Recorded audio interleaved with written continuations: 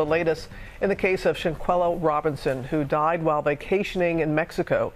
Her family's saying they plan to continue fighting for answers after the Justice Department said it would not bring charges in the case. Janae Norman is here with more on this. This is so unsettling. It absolutely is, and so many people asking so many more questions. This was unwelcome news to not only her family, but many on social media who pushed for the initial investigation into what happened.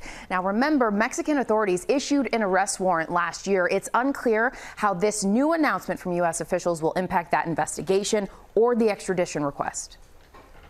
This morning, nearly 6 months after her mysterious death at a Mexican resort, the family of Shanquella Robinson reigniting their demand for answers. We're disappointed, but we're not deterred. In a statement Wednesday, U.S. authorities announcing they would not pursue charges. The DOJ saying, based on the results of the autopsy and after a careful deliberation and review of the investigative materials, the available evidence does not support a federal prosecution, adding it is important to reassure the public that experienced federal agents and seasoned prosecutors extensively reviewed the available evidence and have concluded that federal charges cannot be pursued.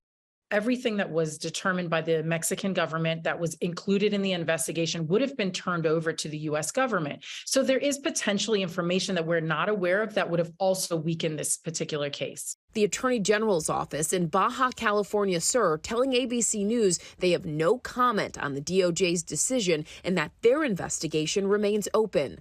The 25-year-old North Carolina native was on vacation in Mexico with 6 people last October when she died within 24 hours after arriving. Her mother says they told her Shanquella died of alcohol poisoning. Days later, video too graphic to show here surfaced, going viral on social media, showing Robinson being attacked and beaten by a woman in the villa where the group stayed, leading to public outcries for justice. United States citizens cannot go to Mexico, commit a crime that we all saw on a video, and then come back to America and say, we're on base, we're safe, we're not going to be charged with a crime. Mexican police initially saying she died of cardiac arrest, but her autopsy from Mexico later showing Shanquella's death the result of a severe spinal cord injury and a broken neck, leading authorities there to issue an arrest warrant for a suspect unidentified stateside.